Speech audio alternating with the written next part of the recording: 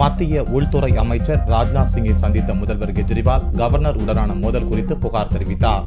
டெல்லி முதல்வர் Aravind கெஜ்ரிவாலுக்கும் governor Najib ஜங்குக்கும் இடையில் அதிரடி சண்டை நடந்து வருகிறது. இந்நிலையில் உள்துறை அமைச்சர் ராஜ்நாத் சிங்கை முதல்வர் கெஜ்ரிவால், துணை முதல்வர் மணீஷ் சிசோடியா ஆகியோர் திங்களன்று சந்தித்து பேசினர். IAS, IPS அதிகாரிகளை நியமிப்பதில் கவர்னருடன் ஏற்படும் பிரச்சனையால் டெல்லி அரசை நடத்துவதில் கடும் சிரமத்தை சந்தித்து வருவதாக ராஜ்நாத்திடம் கெஜ்ரிவால் தெரிவித்தார். எனவே இப்பிரச்சனையில் தலையிட்டு கவர்னர் ஜங்குடனான பிரச்சனைகளை தீர்த்து வைக்க வேண்டும் எனவும் சந்திப்பின் போது கெஜ்ரிவால் வலியுறுத்தினார். சந்திப்புக்கு பின் நிருபர்களுக்கு பேட்டியளித்த துணை முதல்வர் மணீஷ் சிசோடியா, டெல்லி அரசு சந்திக்கும் பிரச்சனைகளை ராஜ்நாத்திடம் விளக்கியதாகவும், ஆனால் எந்த பயனும் இல்லை என்றும் கூறினார். 1 மணி நேரத்துக்கு நீடித்த இந்த சந்திப்பின் போது டெல்லி அரசின் அதிகார வரம்புகள் குறித்து கெஜ்ரிவாலிடம் ராஜ்நாத் சிங் விளக்கியதாகவும், எனவே மோதல் போக்கை கடைபிடிக்க வேண்டாம் என்று அறிவுறுத்தியதாகவும் நம்பகமான வட்டாரங்கள் கூறுகின்றன. டெல்லியில் அதிகாரம் யாருக்கு, முதல்வருக்கா கவர்னருக்கா என்பது தொடர்பான வழக்கு டெல்லி உயர்நீதிமன்றத்தில் நடந்து வருகிறது.